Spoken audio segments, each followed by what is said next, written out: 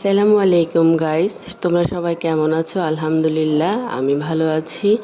ঘড়ির কাঁটা যখন কালকে 10টা ছিল তখন আমি একটু বাজারে গিয়েছিলাম, কারণ আমার বাচ্চারা হঠাৎ করে গরুর মাংস খেতে চেয়েছিল। তো মা বাবারা আসলে সাধ্যের মধ্যে বাচ্চাদের ভালো রাখার চেষ্টা করে, প্রত্যেকটা মা বাবাই তাই করে।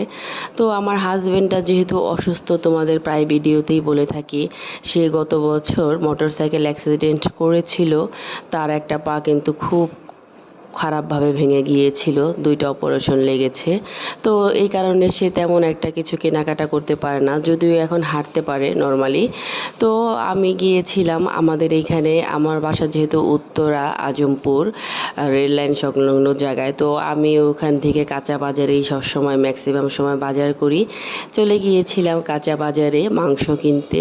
বাইরে যেয়ে যে এত খারাপ লাগছিল, কারণ এত বেশি রোদ ছিল বলার মতো না।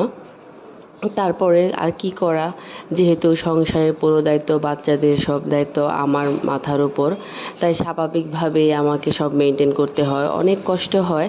দেখো বন্ধুরা, আমার বাসার নিচেই, জাস্ট আমার বিল্ডিংয়ের নিচেই কিন্তু গরুর মাংস কাটে, কিন্তু আমি কখনো এখান থেকে কিনি না, কারণ ওদের ব্যবহারটা একদমই ভালো না।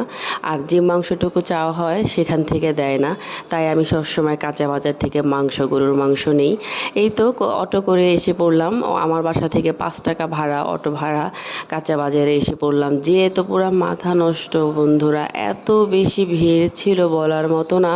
আমি যে দোকানটা থেকে গরুর মাংস নেই সেই দোকানটাও অনেক ভিড় ছিল। তবে বাচ্চারা তো বেশি সলিড খেতে পছন্দ করে মাংস, সেই মাংসটা কালকে খুব একটা ছিল না। তাই আমি সেই ফাঁকে দেখতে গিয়েছিলাম মাছের বাজারে মাছ কেমন উঠেছে।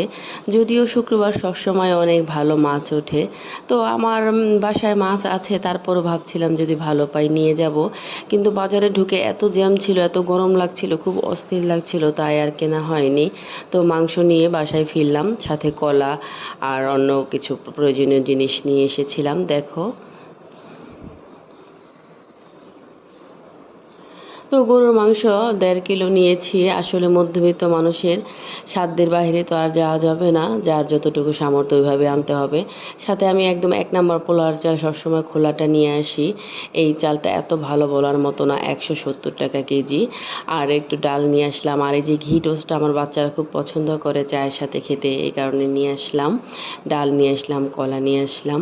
আসলে মানুষের সংসার জীবনটা অনেক অদ্ভুত, এখানে খুব পরিশ্রম আর একটা, কি বলবো, সংগ্রামের মধ্য দিয়ে, ধৈর্যের মধ্য দিয়ে চলতে হয়। এসে আমি আমার বাচ্চাদের জন্য গরুর মাংস বসিয়ে দিলাম সাজিয়ে। তারপর গতকাল কলমি শাক আনা ছিল, সেই কলমি শাকটা কেটে নিলাম। আর সাজনা আমার হাজব্যান্ডের খুব পছন্দ, সাজনা এনে রান্না করে নিলাম। তো রান্নার ক্যাপশনগুলো আর এত ব্যস্ততার মধ্যে নেওয়া হয়নি। আলহামদুলিল্লাহ, শুক্রবারের আয়োজন ছিল গরুর মাংস ভুনা, তারপর সাজনা দিয়ে ডাল ভুনা, কলমি শাক। সবাই বলবা আজকের ভিডিওটা কেমন হয়েছে, অনেক কষ্ট করে ভিডিও বানাই, সবাই সাপোর্ট করবা, পাশে থাকবা। আল্লাহ হাফেজ।